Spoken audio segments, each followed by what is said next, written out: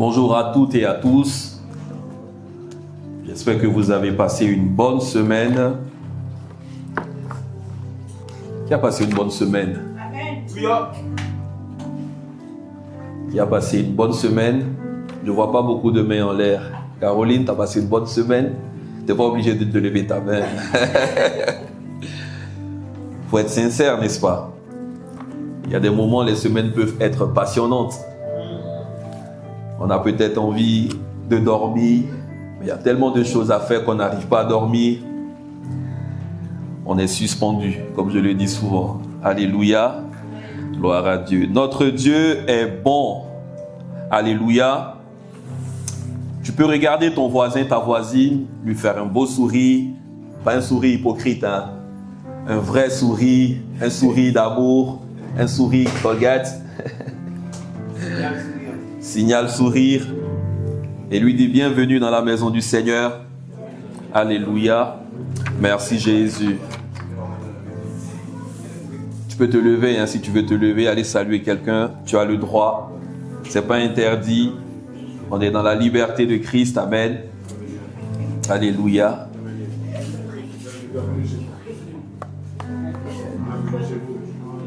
Mais n'oubliez pas les enfants derrière, hein, s'il vous plaît. Hein?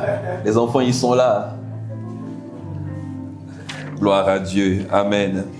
Merci Seigneur. Aujourd'hui, nous allons poursuivre dans la parole de Dieu. Bien avant tout, j'aimerais dire merci au Seigneur pour la vie. Dire merci au Seigneur pour le privilège, pour la grâce. C'est à chaque fois que tu te lèves, tu dois remercier le Seigneur. Tu dois bénir son nom. Tu dois bénir son nom. Tu peux fermer s'il te plaît, mon fils. Et lui rendre toute la gloire. Car c'est un privilège que nous avons aujourd'hui. J'aimerais aussi bénir le Seigneur pour la vie de nos parents spirituels. Alléluia. Pour la grâce. Je crois que peut-être aujourd'hui, il y a des choses qu'on ne comprend pas forcément, mais qu'un jour, on comprendra. Vous voyez, Dieu a toujours travaillé avec des hommes. Dieu n'a jamais rien fait sans l'homme. Et si le Seigneur des Seigneurs, celui-là même qui est l'alpha et l'oméga, est venu sur cette terre et qu'il a pris le temps de prier pour que autour de lui, il y ait 12 personnes, 12 disciples, c'est parce que dans sa sagesse infiniment variée, il nous a montré le chemin. Il nous a montré que on ne peut rien faire seul. Vous savez, Dieu lui-même, il ne se plaisait pas seul. Voilà pourquoi il est venu en 3 dimensions. Vous voyez, il y a le Père, il y a le Fils, il y a l'Esprit. Ça, c'est ce qu'on appelle la Trinité. Tu ne verras jamais dans la Bible le mot Trinité. Mais c'est la manifestation de ces 3 personnes de Dieu, en fait, qui nous montre que Dieu a toujours pris plaisir à se retrouver dans la pluralité, si je peux dire ça comme ça. Dieu n'aime pas la solitude. Et l'expérience a toujours démontré que quand une personne est seule, soit elle va commencer à tomber dans la folie, dans la maladie, ou bien soit elle va se faire bouffer par le diable. Alléluia. Donc il est important, voilà pourquoi l'Église est née, l'Église est née en fait de cet amour de Jésus. L'Église, c'est pas simplement un endroit où on se retrouve, c'est une famille. Dieu est un Dieu de famille. Alléluia. Et nous devons prendre conscience. Il y a des gens aujourd'hui qui n'ont plus de famille. Vous voyez, cette semaine, je regardais les infos et il y a une ancienne, je ne sais pas, actrice ou quoi, mais une dame qui faisait les trucs de Secret Story, je ne sais pas quoi, un truc comme ça. Et voilà, qui est morte dans son appartement et dans la solitude, vous voyez, au point où il n'y avait personne. C'est triste. Ce sont des choses qui doivent en fait nous faire prendre conscience, des choses qui doivent nous faire prendre conscience en fait de l'amour de Dieu pour nous, de l'amour de Dieu pour nous, de la grâce que nous avons. On ne se rend pas compte, comme je le disais tout à l'heure, il y a des choses qu'on comprendra peut-être un jour. Alléluia. Mais ma prière, c'est qu'on puisse comprendre rapidement certaines choses, qu'on puisse comprendre rapidement par l'esprit qui vit en nous. Dieu nous a donné un esprit de rapidité. un esprit de rapidité, prendre conscience rapidement de certaines choses afin de les valoriser, afin de les honorer.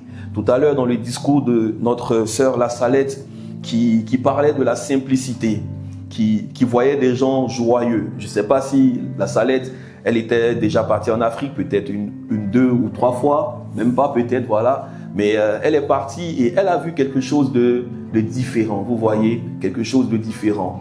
Et ce sont des différentes atmosphères. Vous voyez, ce sont des différentes atmosphères. Ici, l'Occident, la France, il y a tellement tout que les gens ils passent leur temps à se plaindre. Vous voyez, tu pourras servir un banquet à une personne, mais il va se plaindre parce que tu n'as pas mis le cure-dent. Et il va même pleurer, appeler la police parce qu'il y a pas. Tu as mis tout ce qu'il faut, mais tu as oublié de mettre le cure-dent. Vous voyez ça? Et c'est triste. Malheureusement, c'est triste. Voilà pourquoi nous, en tant qu'enfants de Dieu, on doit marquer notre génération et faire la différence. Faire la différence dans le sens où nous avons la joie de Dieu, nous avons l'amour de Dieu, et rien ne doit venir voler cet amour qui est en toi. Amen. Rien ne doit venir voler le trésor le plus précieux que Dieu t'a donné. Jésus l'a dit, il dit, vous les hommes qui êtes si méchants, vous savez donner de bonnes choses à vos enfants. À plus forte raison, mon Père, est-ce qu'il ne vous donnera pas l'esprit? Comprendre qui est la personne de Dieu, qui est celui-là même avec qui on est en partenariat, c'est ce qui va mettre la différence. La semaine dernière, nous avons parlé de l'amour de Dieu. Le thème, c'est aimer comme Jésus-Christ. Qui était là la semaine dernière?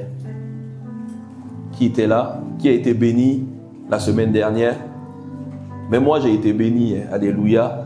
Vous savez, j'écoute souvent certaines prédications de d'autres orateurs. C'est important de s'inspirer de nos parents spirituels.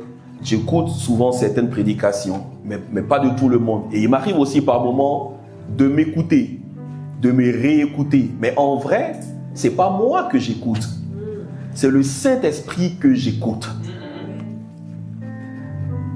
Et pendant que j'écoutais même la prédication de la semaine dernière, j'ai été moi-même édifié personnellement. J'ai été édifié.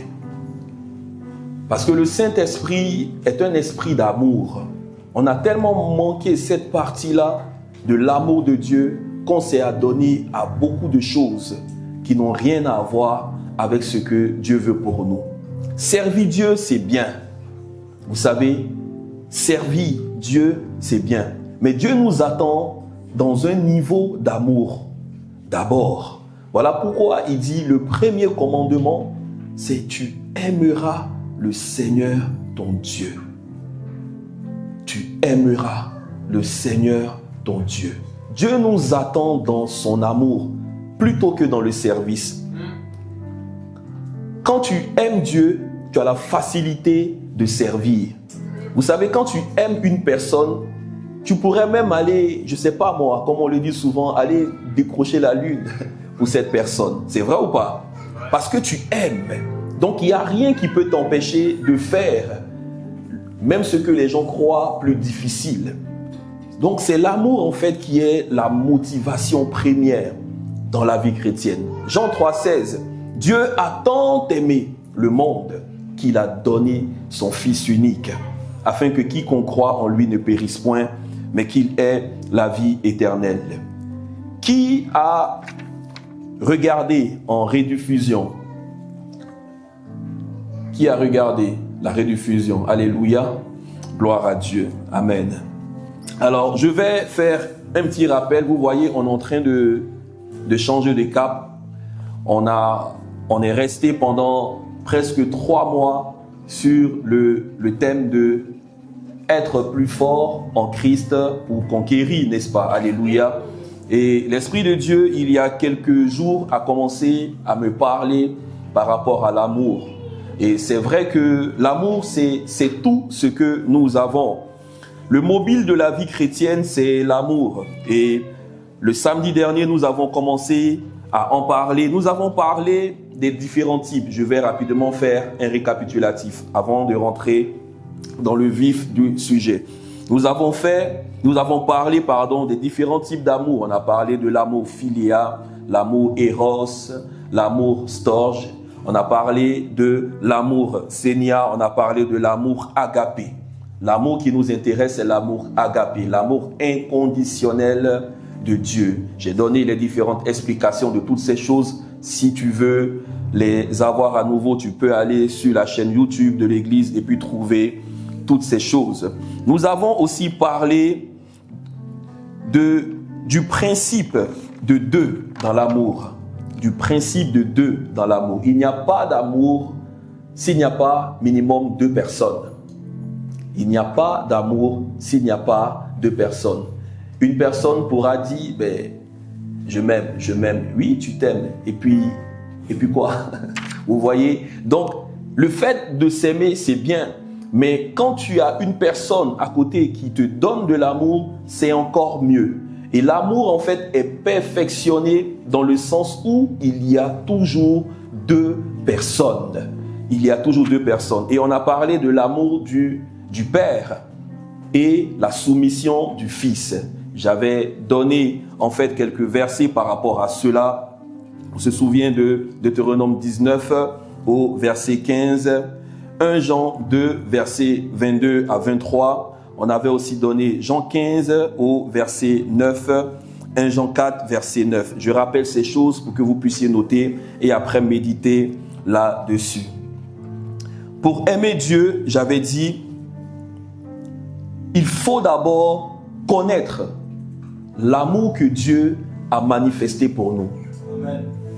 Tu ne peux pas aimer Dieu, tu ne peux pas aimer une personne si tu ne sais pas d'abord l'amour que Dieu a manifesté pour toi. Il est impossible de parler d'amour si on ne connaît pas l'amour de Dieu pour nous. Est-ce que je me fais comprendre? Une personne qui va dire oui, j'aime Dieu, j'aime mon frère, et qui lui-même n'a pas connu l'amour de Dieu, c'est une séduction. On peut aimer, mais aimer par intérêt. Tous les types d'amour qui ont été cités plus haut, parlant de l'amour eros, l'amour xénia, l'amour storgé, j'avais donné toutes les définitions. Par exemple, l'amour eros, c'est l'amour physique. C'est l'attirance physique.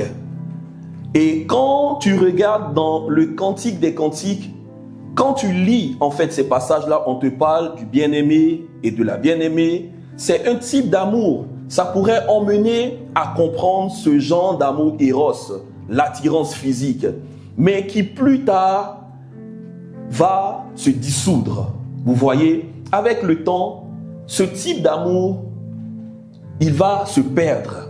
Qu'est-ce qui va pouvoir faire tenir l'amour entre un homme et une femme? C'est l'amour agapé, c'est l'amour de Dieu. Parce que l'amour va être testé. Le véritable amour est toujours testé. Dis avec moi, l'amour sera testé.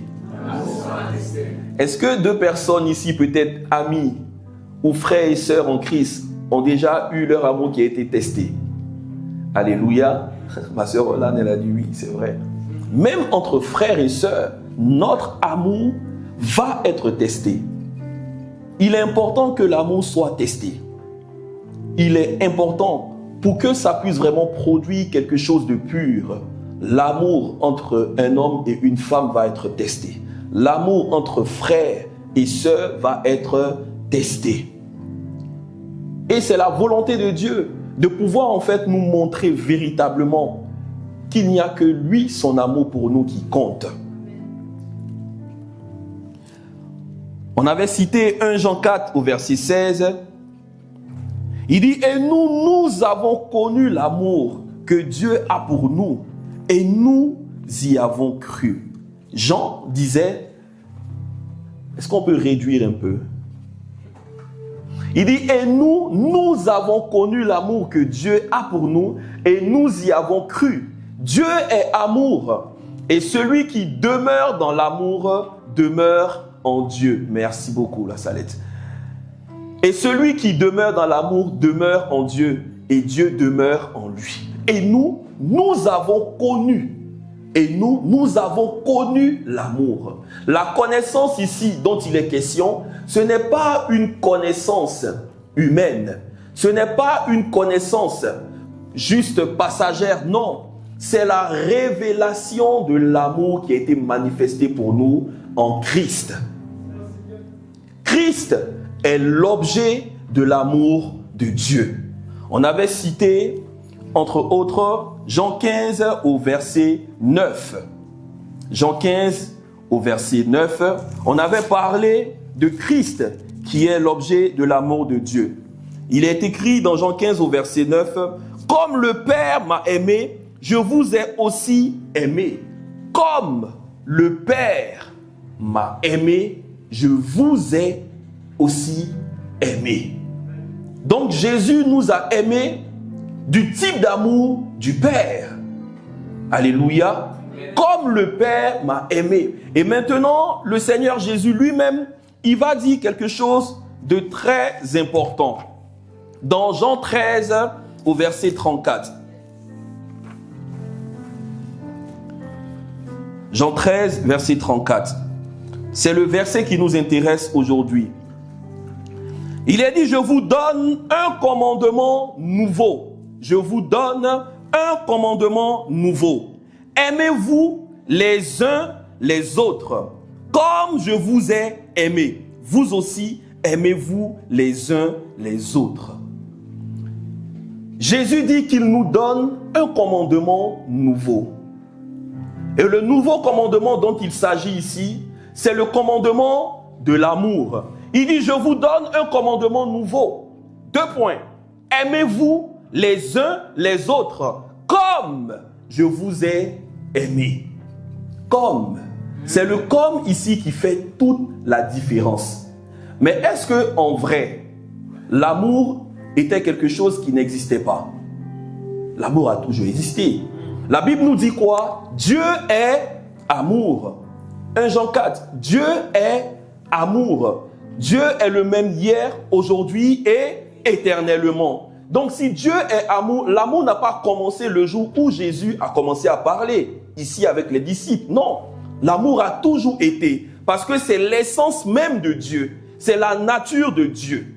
Qui parle de nature, parle de quelque chose que tu es. On ne peut pas te le retirer.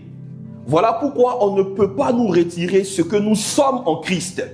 On peut nous-mêmes abandonner la marche avec Dieu, mais personne ne peut nous retirer ce qui a été accompli pour nous en Christ. Le salut que nous avons, personne ne peut nous le retirer. Parce qu'on ne s'est pas sauvé nous-mêmes. C'est lui qui nous a sauvés. Et donc on doit savoir que ce qui a été accompli est quelque chose de grand. La Bible nous parle du grand amour. Ne savez-vous pas que c'est d'un grand amour que vous avez été aimés? Un grand amour. Donc ce n'est pas l'amour éphémère des hommes. Ce n'est pas l'amour éphémère du voisin, de la voisine. Ce n'est pas l'amour éphémère d'une quelconque personne peut-être qui te drague. Non, c'est un amour véritable. C'est un amour sincère. C'est un amour pur. Voilà pourquoi on l'appelle l'amour éternel. Jérémie 31, verset 3. L'amour de Dieu est éternel. Dans les semaines, peut-être aujourd'hui, on va le brosser un peu, mais dans les semaines à venir, on va voir en détail quand on parle de l'amour qui est long, l'amour qui est large, l'amour qui est haut, l'amour qui est profond. Éphésiens 3. Il y a toutes ces caractéristiques de l'amour. 1 Corinthiens 13, verset 1 au verset 8, ça nous donne aussi les différents caractères de l'amour. Dieu nous dit ici dans sa parole, il dit de loin, l'Éternel se montre.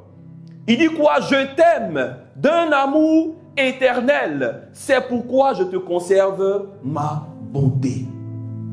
L'amour de Dieu est éternel. L'amour de Dieu n'est pas passager. Ce n'est pas un amour qui est temporel. L'amour humain peut avoir une date d'expiration. Mais l'amour de Dieu, il ne se périme jamais. 1 Corinthiens 13, verset 8. L'amour ne périt jamais. C'est le véritable amour. Mais un homme peut regarder sa femme, peut-être pendant 15 ans, pendant 10 ans, même souvent même pendant 1 an. Et après, il dit, ma chérie, je ne t'aime plus. What? Comment tu peux regarder une personne et un jour tu as pris sa main, tu l'as emmené devant l'autel, devant Dieu, devant les hommes, devant les anges, devant vos parents. Et tu as dit, je t'aime et je t'aimerai. C'est là où les gens font des poésies mensongères. Je t'aimerai jusqu'à ce que le ciel soit ouvert, la terre se renverse. Je t'aimerai. Même si les anges descendaient, je ne te lâcherai jamais. Ce sera toi et moi. Au bout du monde, on ira en Nouvelle-Calédonie, en Amazonie. Ce sera toi et moi. Et un jour, tu regardes la personne. Ma chérie, est-ce que ça vaut la peine? Parce qu'il y a eu 1 ou 2 problèmes. L'amour a commencé à être testé, à être éprouvé. Ton amour sera éprouvé. Ton amour pour ton mari sera éprouvé. Ton amour pour ton frère en Christ sera éprouvé. Ton amour pour ta femme sera éprouvé. Ton amour pour ton pasteur sera éprouvé. Ton amour pour le diacre sera éprouvé. Ton amour pour le service sera éprouvé. Il y a un temps de preuve. L'amour de Jésus a été éprouvé. À Gethsémane, son amour a été éprouvé. Jésus priait, mais en même temps, il pleurait. Des grumeaux de sang. Et il parlait au Père. Il dit, Père, est-ce qu'il n'y a pas un autre moyen pour sauver ces hommes-là? Parce que là, je suis vraiment en train d'être éprouvé. C'est difficile. Il dit, mais si telle est ta volonté, qu'elle soit faite. L'amour éternel de Dieu. Dieu ne peut pas te demander de l'aimer s'il ne t'a pas donné cette aptitude de l'aimer. Tout ce que Dieu nous demande de faire, c'est parce qu'il nous sait capable de le faire. C'est pour ça qu'il est venu habiter en nous. Paul disait, ce n'est plus moi qui vis, c'est Christ qui vit en moi. Et donc, si Christ vit en toi, tout ce qui sort de toi doit crier amour. Toutes tes motivations doivent crier amour. On doit prendre le temps de sonder notre cœur. Peut-être que tu es là pour être là. Peut-être que tu es là parce que tu n'avais rien à faire. Peut-être que comme il n'y avait pas, je ne sais pas moi, un match de football intéressant, tu as dit je viens à l'église aujourd'hui. C'est quoi la motivation de cette marche avec Jésus? Qu'est-ce qui te motive réellement? Où est-ce que tu te vois avec lui dans 10 ans? L'amour, c'est se projeter. Est-ce que tu te projettes avec Jésus dans 10 ans? Est-ce que vous avez établi des choses à faire ensemble? Moi, je me vois quelque part dans 10 ans, mon ami. Je me vois quelque part dans 20 ans. Je me vois quelque part dans 50 ans avec lui. Je me vois même dans 120 ans avec lui. C'est au ciel, mon ami. Parce que moi, je ne veux pas vivre vieillir trop. Non. Même ça, je prie pour ça. En tout cas, que sa volonté soit faite. Mais être vieux, trop vieux, non, Seigneur. Tu dois te projeter dans l'amour de Dieu avec toi. Pourquoi vous êtes subitement comme ça? Quand on parle des choses d'être vieux, vous n'aimez pas? Vous croyez qu'on est éternel ici? On n'est pas éternel sur la terre. Voilà pourquoi on doit prendre conscience. On doit prendre conscience et faire les choses bien et vite pour Dieu. Souvent quand je parle aux jeunes, même si je suis encore jeune, mais les jeunes frères plus jeunes que moi, vous ne réalisez pas la grâce que vous avez de rencontrer Jésus à 15 ans, 16 ans, 17 ans, 18 ans, 20 ans. Vous ne réalisez pas. Moi, j'aurais bien voulu le rencontrer plus tôt. Mais vous ne réalisez pas encore. Voilà pourquoi certains s'amusent avec leur vie. Certains ne prennent pas les choses de Dieu au sérieux. Il y a des jeunes qui servent à 17 ans, 18 ans, 20 ans, qui font des choses extraordinaires avec Jésus. Ils ont accepté de se consacrer à Dieu. Dans la Bible, tu peux trouver des rois qui avaient 17 ans, qui avaient 18 ans. Joseph, il avait quel âge? 17 ans. Mais regarde, après quelques années, 13 ans plus tard, où il était. Toi où tu es aujourd'hui. Je ne dis pas ça pour te frustrer, mais pour créer en toi une colère sainte. Le temps passe vite, frères et sœurs. Le temps passe très vite. Le temps passe très très vite. On doit réaliser la grâce qui nous est offerte en Christ. Jean 13, verset 34, on revient. Il dit, je vous donne un commandement nouveau. Aimez-vous les uns les autres, comme je vous ai aimé. Vous aussi, aimez-vous les uns les autres. Le commandement de l'amour n'était pas nouveau en vrai. Lisons ensemble Deutéronome 6, verset 5. Ce sont des commandements de la loi qui ont été donnés. Il dit, tu aimeras l'Éternel ton Dieu de tout ton cœur, de toute ton âme et de toute ta force. Donc l'amour existait aussi dans la loi. Dieu nous parle ici de l'amour. Tu aimeras le Seigneur, tu aimeras l'Éternel ton Dieu, de tout ton cœur, de toute ton âme et de toute ta force. Dans Marc 12, verset 30, verset 31, le même commandement, il est repris. Et dans Lévitique 18 au verset 19, Lévitique 19, verset 18, Dieu appelait les Israélites à aimer leur prochain, donc à s'aimer entre eux. Lévitique 19, verset 18, il dit, tu ne te vengeras point et tu ne garderas point de rancune contre les enfants de ton peuple. Tu aimeras ton prochain comme toi-même. Donc le commandement que Jésus donne ici dans Jean 13, verset 34, est un nouveau commandement dans le sens où le point de référence maintenant, c'est d'aimer comme lui, il nous a aimés. C'est là où il y a la différence. C'est là où Jésus nous dit que son commandement est nouveau. Le point de référence ici, c'est parce que Jésus, il nous a aimés. Comme je vous ai aimé. Donc le modèle d'amour que nous devons avoir, ce n'est pas l'amour humain. Ce n'est pas l'amour éros. Ce n'est pas l'amour storge et autres, non. Mais c'est l'amour de Jésus-Christ. C'est lui qui nous a appris le véritable amour en mourant à la croix pour nous. Il nous dit dans 1 Jean, il dit, comment est-ce que tu peux dire que tu aimes Dieu si tu n'aimes pas la personne que tu vois? Dieu qu'on ne voit pas. En vrai, Dieu, on ne le voit pas physiquement là comme ça. Qui voit Dieu? Une question piège. Moi, je vois Dieu. Je vois Dieu. Tu sais où je le vois? À travers ta vie.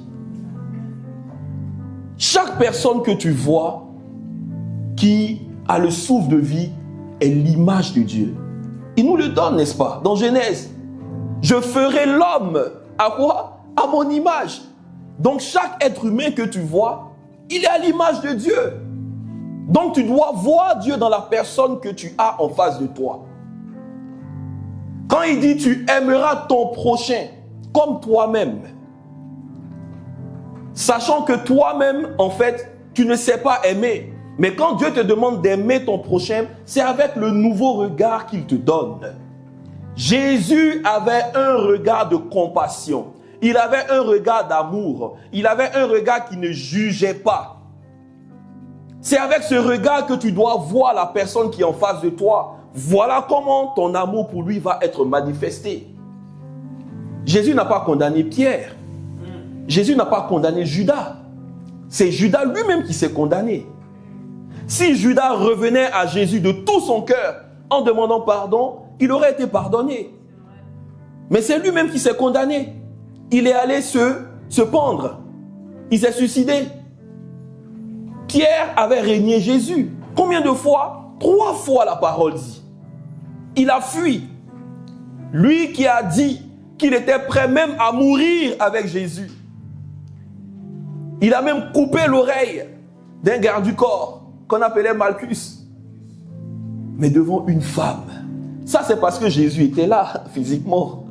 Donc là, il savait que mon sauveur est là, il le voyait. Mais quand Jésus a été pris, quand Jésus a été emmené pour aller à la croix, Pierre, qui n'avait rien compris de tout ce que Dieu est en train de faire à travers ce processus, il est revenu dans la peur et il a régné Jésus 3 fois. Comme peut-être toi aussi, un jour tu as régné Jésus. Qui va dire qu'il n'a jamais régné Jésus ici? Et je vois une main, c'est audacieux ça. Dylan, tu n'as jamais régné Jésus, mon frère? Gloire à Dieu, alléluia, waouh. Ok. Bon, merci Seigneur. Des saints des saints. Qui parle de régner Jésus, c'est pas faire comme Pierre. Même si tu as fait un mensonge, même si tu as, je ne sais pas moi, commis un péché, tu as régné Jésus en soi. Donc Dylan, peut-être qu'il nous vient du ciel. Alléluia. Cependant, ce commandement devient nouveau parce que le point de référence, c'est le Christ. Il dit, comme je vous ai aimé.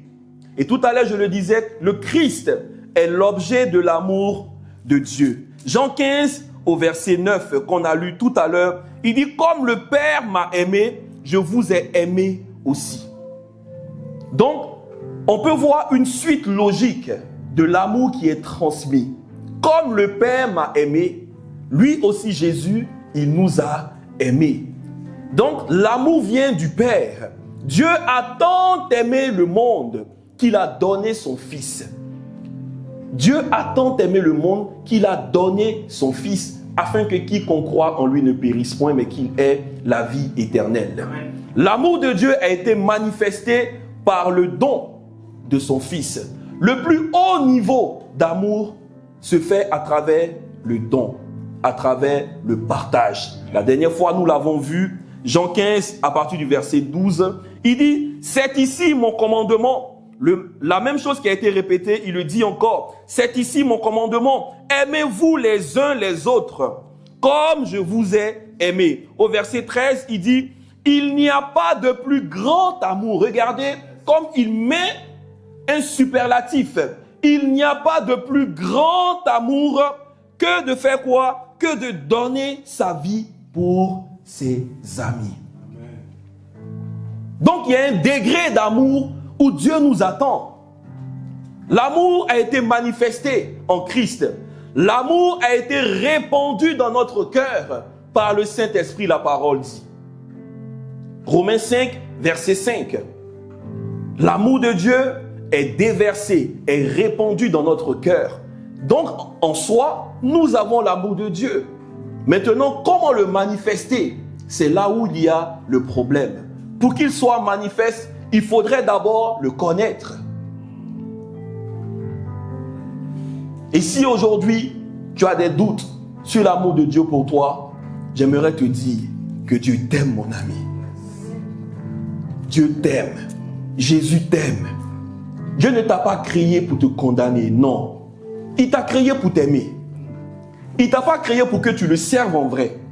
Il t'a créé pour que vous puissiez avoir une relation d'amour dans un premier temps. Et comme tout à l'heure je le disais, c'est parce qu'on aime qu'on se met au service. Tu ne dois pas servir pour te faire aimer. Non, là on rentre dans l'esclavage. Et c'est ce que le Fils n'a pas compris. Pas celui qui est parti. Mais quand tu lis l'histoire, le Fils prodigue, il avait son frère qui était là. Son frère qui servait, il faisait des choses. Et quand il voit que l'autre qui a fait des bêtises est revenu et que le père est allé pour l'accueillir avec tout ce qu'il fallait comme signe de royauté, il se dit, mais papa, moi je suis là depuis longtemps, dans ta maison, moi je sers, je viens à la caméra, moi je viens balayer l'église, moi je viens jouer au piano, moi je viens faire l'agapé, moi je fais ci, je fais ça, et puis je n'ai rien. Est-ce que Dieu t'a dit que c'est là qu'il t'attend? C'est pas là qu'il t'attend en premier. Même si, attention, je ne dis pas que ce n'est pas important, le service, attention, le service est très important. Mais le motif du service est plus important que le service en lui-même. La motivation du service est la chose la plus importante. Qu'est-ce qui te motive? Qu'est-ce qui te pousse à marcher avec Dieu aujourd'hui? Voilà pourquoi nous devons sonder notre cœur tous les jours. Seigneur, apprends-moi à t'aimer. Ça, c'est ma prière. Philippiens 1, verset 9, on l'a vu la dernière fois. Que l'amour de Dieu augmente, que l'amour de Dieu abonde. L'amour doit être manifeste. L'amour doit être vu. L'amour doit être concret.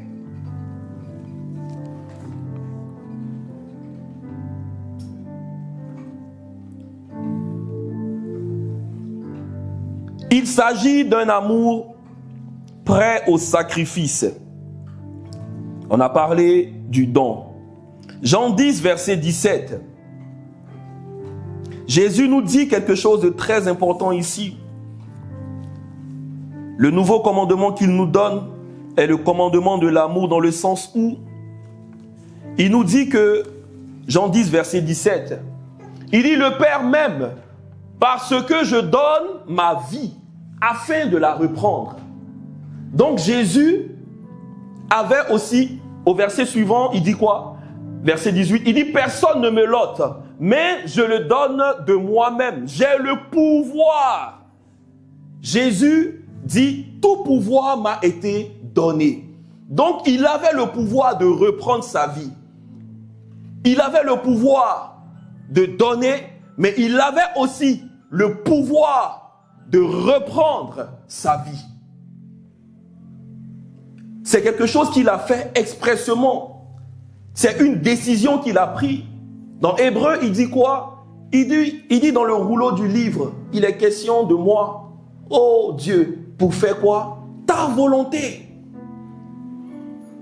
Dans le rouleau du livre, il est question de moi. Donc quand Jésus vient, il sait tout ce qu'il va vivre. Il sait le chemin par lequel il va passer. Voilà pourquoi quand tu es dans une relation, tu dois toujours être prêt à pouvoir supporter certaines choses.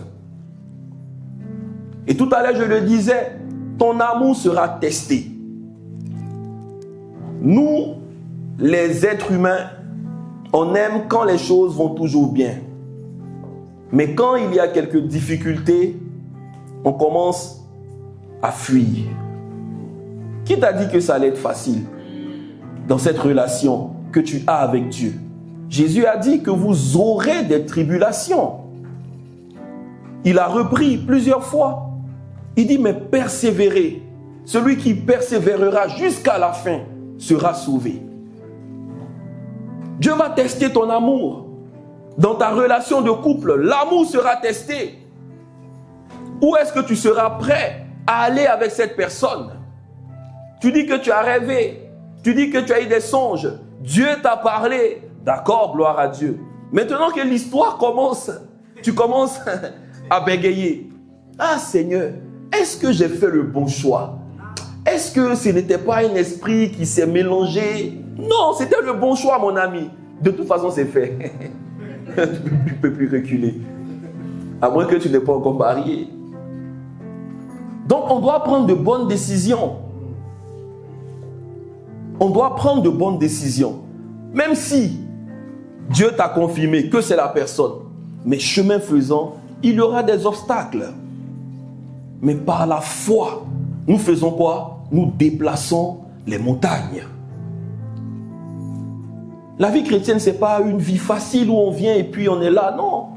C'est quand il y a des difficultés que tu prends plaisir à manifester ton identité en Christ. Parce qu'à chaque fois qu'il y a des choses difficiles, que vous passez ensemble avec ta femme, avec ta famille, avec tes frères et sœurs en Christ, c'est là où on se dit, waouh, on a un Dieu qui est vivant. Sinon, comment Dieu serait glorifié si tout était simple pour nous? Où serait la gloire de Dieu? Si toi, tu peux tout faire par toi-même, où est la gloire de Dieu dans l'histoire? Mais si tu pouvais tout faire, il fallait toi-même te sauver. Tu aurais pu mourir à la croix, tu plantais une croix et puis tu mourrais. Je suis mort pour ma vie, j'ai la vie éternelle en moi-même, plus en Christ. Ton adresse n'est plus en Christ, c'est en toi-même. On allait voir le jour du jugement où tu serais. C'est en Jésus-Christ que nous avons la vie éternelle. C'est en lui que nous avons toutes choses. Le commandement est nouveau dans le sens où il est le fruit de la nouvelle alliance que nous avons avec lui. Pour parler du fruit de la nouvelle alliance, Galates 5, verset 22, qu'on connaît tous. Le fruit de l'esprit, c'est quoi? Les chrétiens. C'est quoi l'histoire? Galates 5, 22. La salette, on peut cacher ça? Non, t'inquiète. Mais le fruit de l'esprit, c'est l'amour, la joie, la paix, la patience, la bonté, bénignité, etc. Vous savez, ce passage, c'est l'un des passages les plus importants de la parole de Dieu. Quand tu lis Galates 5, 22, tu pourras trouver tout ce qui est cité dans 1 Corinthiens 13, verset 1 à 8, etc. Tout ce qui est donné, toutes les caractéristiques. Mais ici, quand on te parle du fruit, on dit le fruit de l'esprit. Le fruit de l'esprit. Donc, l'esprit produit quelque chose en nous. Et le fruit, c'est l'amour. Maintenant, l'amour, en fait, qui va maintenant donner tout le reste. En fait, dans l'amour, il y a tout ce qui suit. Il y a la joie, il y a la paix, il y a la patience et autres. Est-ce qu'on se comprend? Yes. Le fruit de l'esprit, c'est l'amour. Maintenant, dans l'amour, tu pourras trouver tout le reste. Donc, c'est l'amour qui est la chose la plus importante. C'est quand tu aimes que tu es en joie. C'est quand tu aimes que tu es en paix. C'est quand tu aimes que tu es dans la fidélité. Une personne qui aime une personne, il ne la trompe pas. Parce que j'aime Jésus, je ne vais pas tromper Jésus. Je ne vais pas tromper ma femme parce que j'aime Jésus. C'est l'amour de Dieu qui nous garde. C'est parce qu'on aime Dieu d'abord. J'aime aussi ma femme. C'est très important. Mais est-ce que dans le monde, il n'y a pas de séduction? Est-ce que dans le monde, il n'y a pas des opportunités? Est-ce que le diable, l'adversaire, le diable ne veut pas nous faire tomber? Si, il veut le faire. Mais comme on a la crainte de Dieu, comme on aime Dieu, comme on aime aussi la personne avec qui on est, on se garde et on demeure fidèle. Amen. Amen. Apparemment, il y a des gens qui eux, ils sont les plus puissants, je ne sais pas, les saints des saints, ils n'ont jamais été tentés. Ils aiment trop leur femme. Frère, c'est la grâce de Dieu qui te garde. Amen. Ma soeur, c'est la grâce de Dieu qui te garde aussi. On doit être sincère envers Dieu. C'est la crainte de Dieu qui nous garde. C'est la grâce de Dieu. Dieu voyant ton cœur, Dieu voyant ta motivation, Dieu voyant ta sincérité de cœur. Il sait que tu es faible, mais lui-même, il fait de sorte qu'il n'y a pas de piège autour de toi. Sinon, la Bible nous dit quoi? Votre adversaire, le diable, rôde. Il rôde comme un lion rugissant. Le diable est là, mais il y a aussi le lion de la tribu de Juda aussi qui est là. Amen. Qui rôde aussi. Et il dégage tout. Amen. Le diable, on l'appelle un lion rugissant. Mais Jésus, lui, on l'appelle le lion de la tribu. Voilà pourquoi il est important d'être dans une tribu. Et la tribu qui nous est donnée, c'est l'Église. Le fait d'être dans l'Église, ça te garde. Matthieu 16, verset 18. Quand le Seigneur nous dit quelque chose de très important, regardez Matthieu 16, verset 18, si on peut la voir rapidement. Il dit, et moi je te dis que tu es Pierre, et que sur cette pierre je bâtirai mon église, et que les portes du séjour des morts ne prévaudront point contre elle. C'est une grâce d'être appelé Église de Jésus-Christ, de faire partie de l'Église de Jésus. Je ne parle pas tout de suite de l'Église locale, même si l'Église locale, elle a son rôle très important. Voilà pourquoi les apôtres, ils se retrouvaient ensemble dans les maisons et autres. Mais déjà faire partie du corps de Christ, ça doit t'emmener à voir cette révélation que tu n'es pas seul. Est-ce que tu sais le nombre de personnes qui prient pour toi? Peut-être toi tu es là, tu dors. Mais dans les réunions de prière, il y a des frères qui se lèvent les matins pour prier pour les membres de l'église, pour prier pour les sœurs de l'église. Peut-être toi tu es là et puis tu ronfles encore. Mais il y a des gens qui le font pour toi. Et ça te garde. La prière du juste a une grande efficacité. C'est par amour. Sinon, les autres aussi pouvaient dormir. Mais comme il y a un cœur d'amour, les gens vont se lever pour intercéder. Et c'est ce qui va te garder. Donc tu fais bien de faire partie de l'église de Jésus-Christ. Et je t'encourage à demeurer. Je t'encourage à persévérer. Qui dit nouvelle alliance, nouveau commandement, dit nouvelle alliance. Et qui parle d'alliance, parle de relation. Qui parle d'alliance, parle d'accord. Qui parle d'alliance, parle d'un arrangement. Vous savez, dans la vie de tous les jours, quand on parle de l'alliance, du mariage, c'est qu'il y a un contrat. Et même quand on va pour faire les mariages civils et autres, on vous demande sur quel régime, comme ci, comme ça. Et puis, vous signez un contrat. Donc, on a des droits. On a des devoirs aussi. Donc, c'est important de comprendre toutes ces choses. Mais quand nous arrivons dans le cadre de Dieu et de nous, il est important de savoir que on est dans une alliance. Mais c'est Dieu qui propose l'alliance. Dieu l'avait fait dans un premier temps, dans le Nouveau Testament.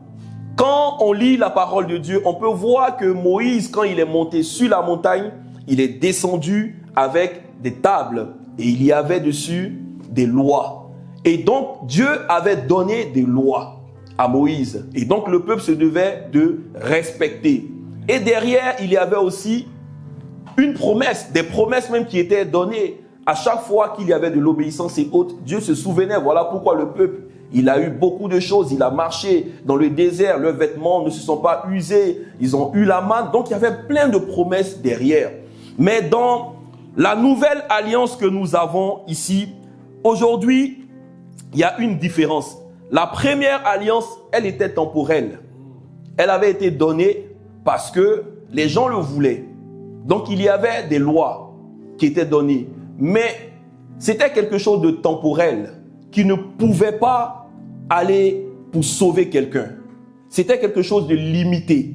C'était quelque chose, je ne dirais pas d'imparfait, mais qui avait en fait une certaine limite, si je peux dire ça comme ça. Lisons ensemble Hébreux 8 pour comprendre quelque chose ensemble.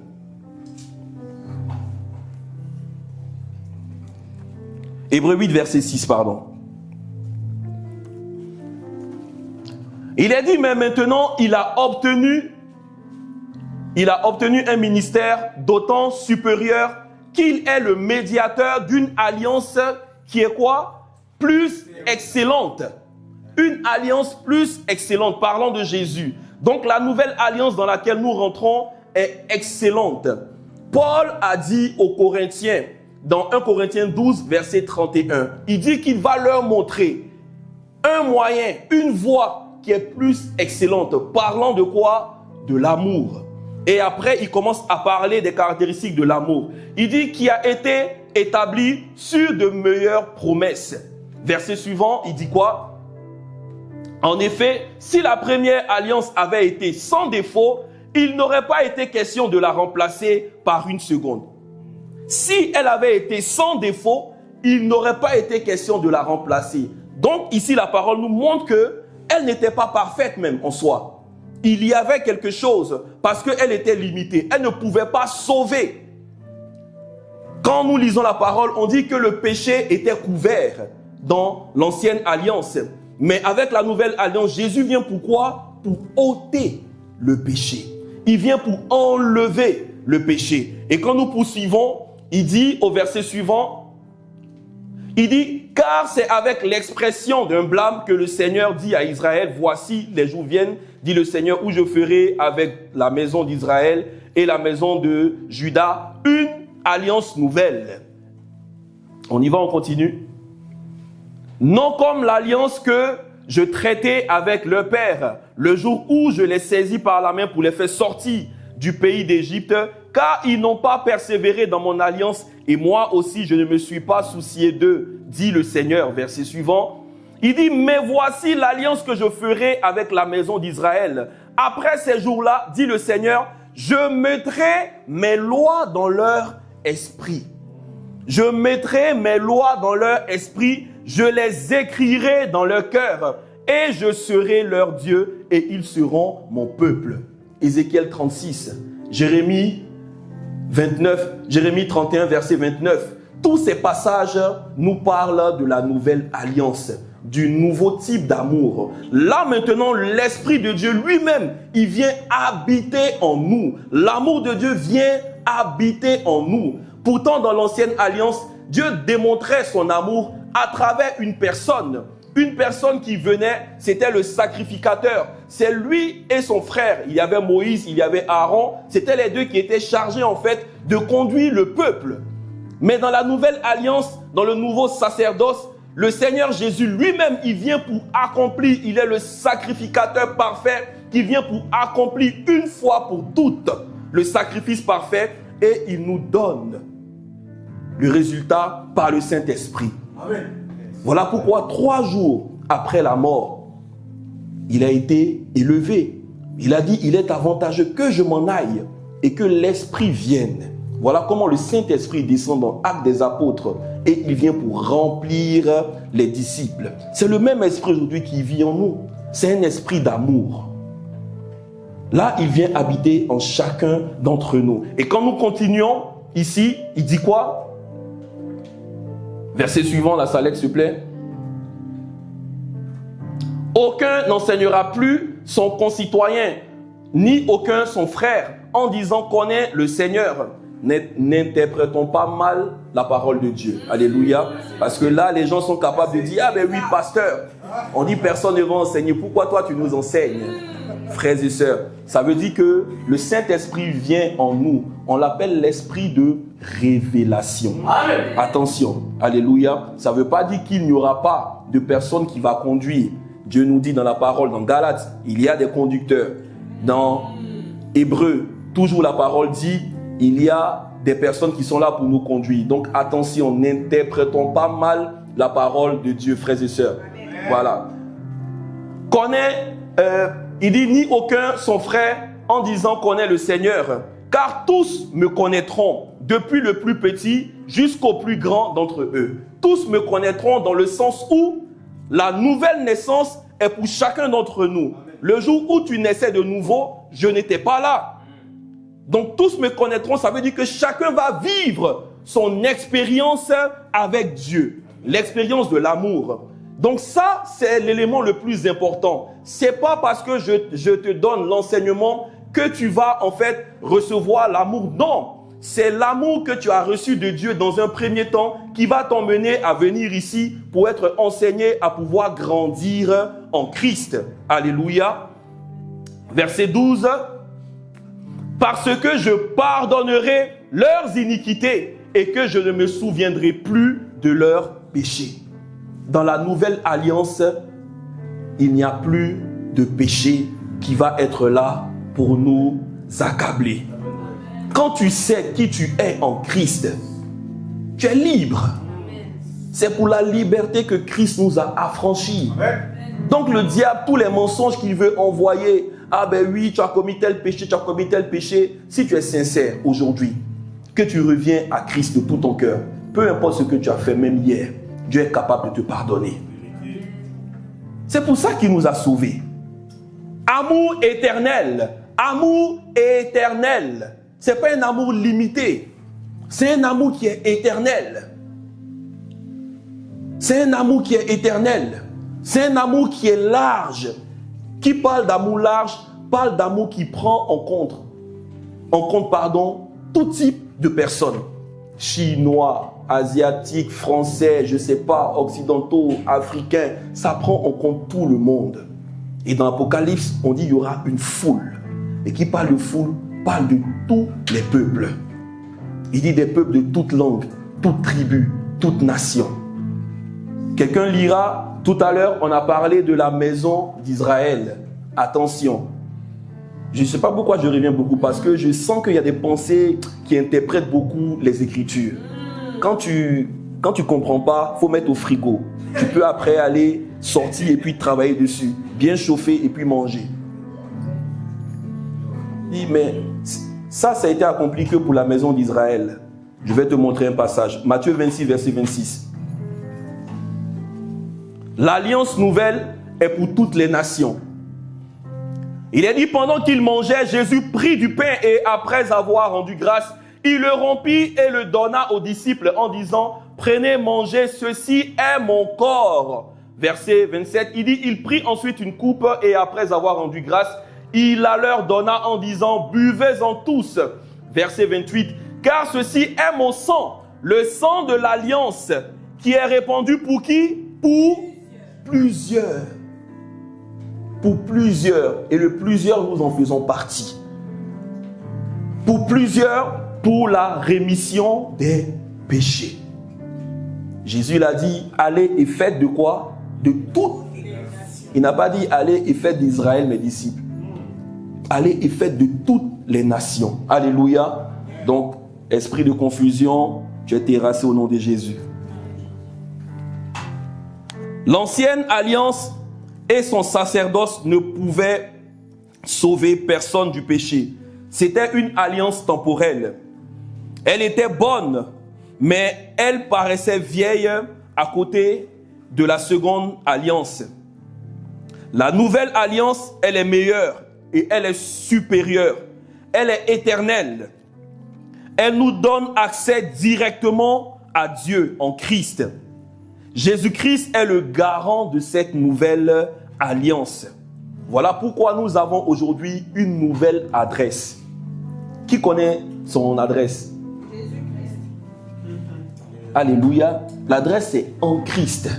Donc si quelqu'un te demande tu habites où, avant de dire 5 allées de ton nom, tu dis j'habite en Christ d'abord. Amen. En Christ. Tu peux voir ce petit mot en Christ dans les épîtres de Paul, mais qui fait la différence. Par Christ, en Christ. Tu peux le trouver partout dans les épîtres de Paul.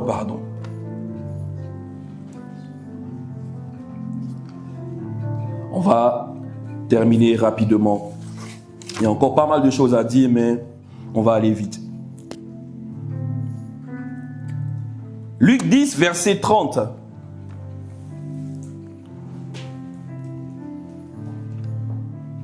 Luc 10, verset 30. On va lire jusqu'au verset 37. On va voir ici quelque chose de très intéressant.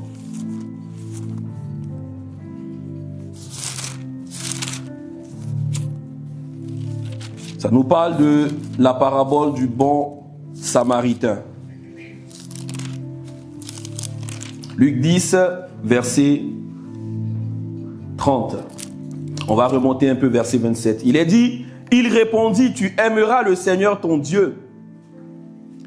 Tu aimeras le Seigneur ton Dieu de tout ton cœur, de toute ton âme, de toute ta force, de toute ta pensée et ton prochain comme toi-même. Tu as bien répondu, lui dit Jésus. Fais cela et tu vivras.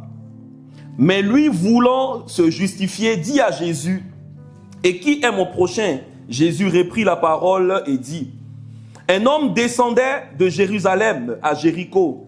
Il tomba au milieu des brigands qui le dépouillèrent, le chargèrent de coups et s'en allèrent, le laissant à demi-mort. Un sacrificateur qui fortuitement descendait par le même chemin, ayant vu cet homme, passa outre. Un Lévite qui arriva aussi dans ce lieu, l'ayant vu, passa outre. Mais un Samaritain qui voyageait étant venu là, fut ému de compassion. Lorsqu'il le vit, il s'approcha et banda ses plaies et y versant de l'huile et du vin. Puis il le mit sur sa propre main. Regardons ensemble la direction. Qui parle de Jérusalem parle du lieu saint. C'est à Jérusalem que les gens allaient pour prier. C'est là-bas qu'il y avait tout ce qui est culte et autres. Et il descendait à Jéricho. Il faut savoir que Jéricho a été une ville maudite. À l'époque de Josué, on en a parlé quand on a lu le livre de Josué. Et plus tard, on voit un homme qu'on appelle Bartimée qui se retrouve sur le chemin de Jéricho, la ville maudite.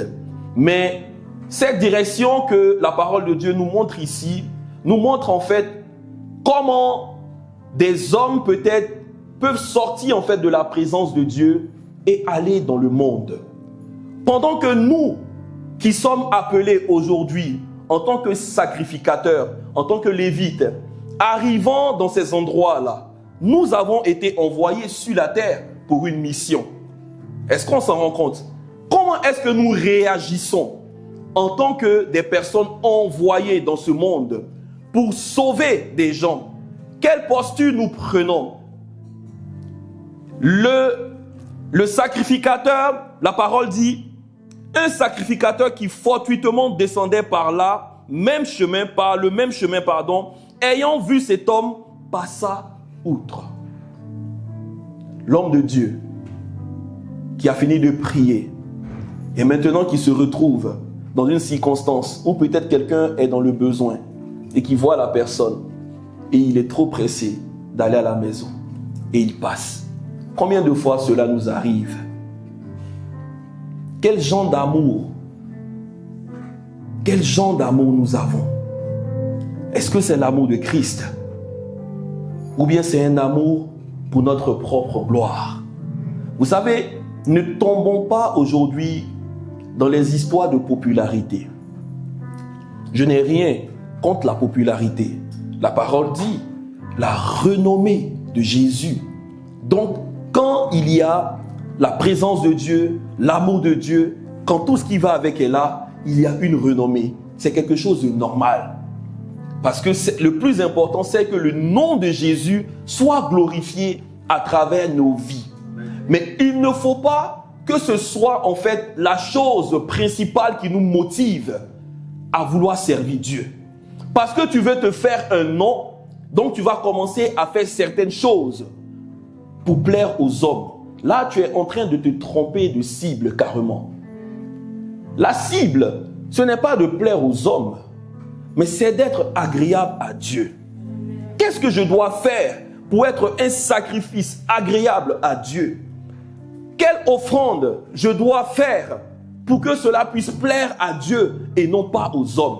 La Bible nous dit quelque chose de très important. Si quelqu'un est en train de faire quelque chose avec la main droite et que la main gauche ne voit pas, c'est Dieu qui va le bénir, n'est-ce pas?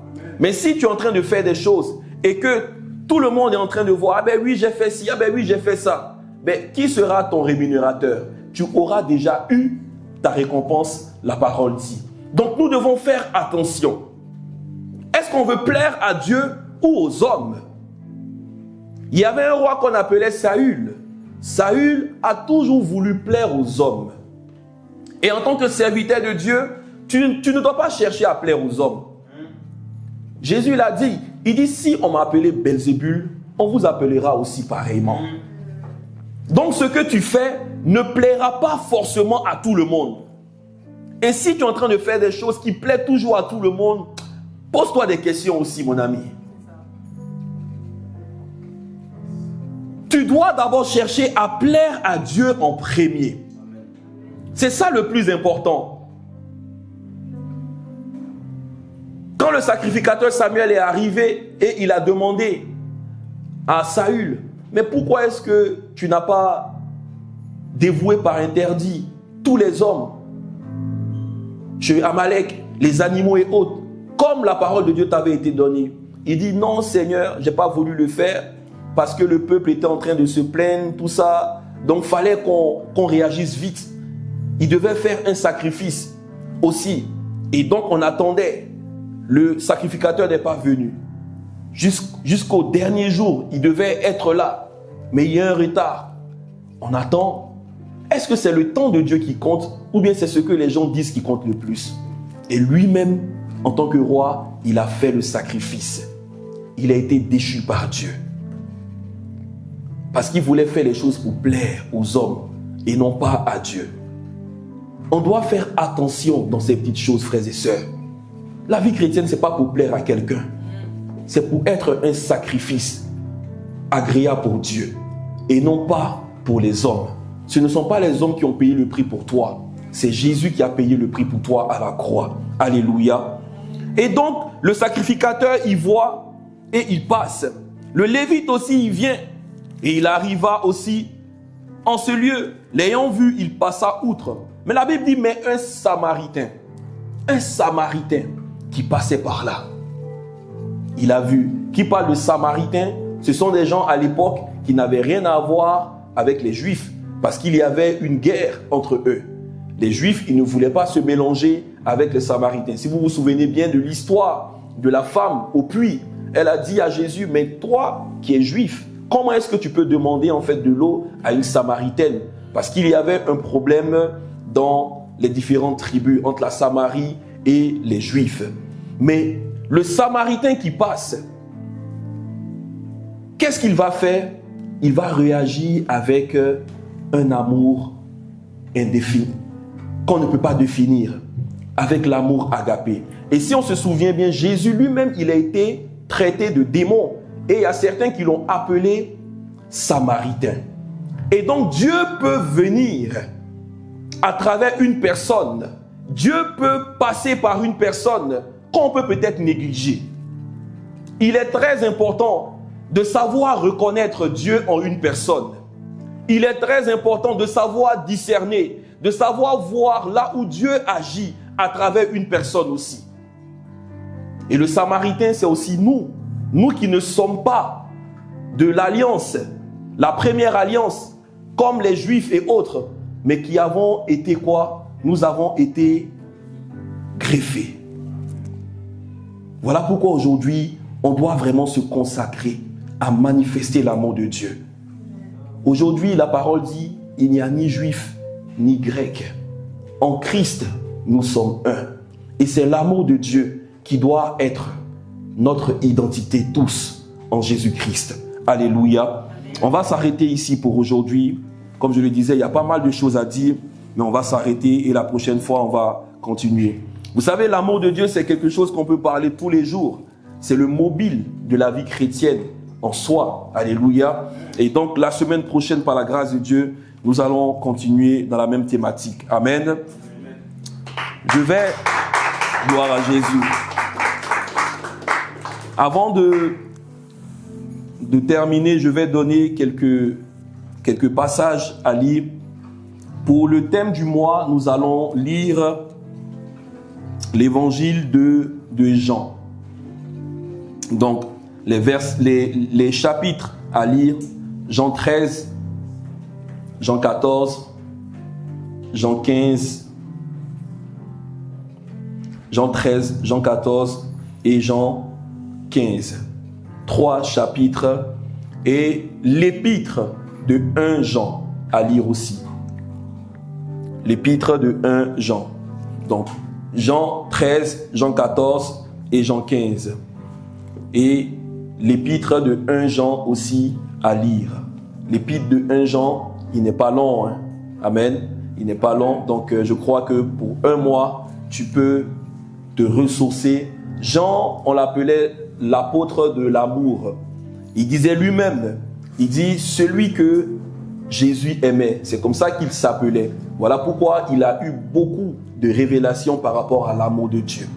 Voilà pourquoi il nous dit, nous avons connu l'amour et nous avons cru. nous avons connu l'amour. Amen. Donc le thème de ce mois, c'est aimer comme Jésus-Christ. Tu dois prier pour que l'amour de Dieu abonde dans ton cœur. Que l'amour de Dieu soit le mobile de ta vie chrétienne. Que rien d'autre ne puisse venir s'infiltrer afin de détourner le plan de Dieu pour ta vie. Mais que simplement son amour t'accompagne. Alléluia. On va se lever et on va prier.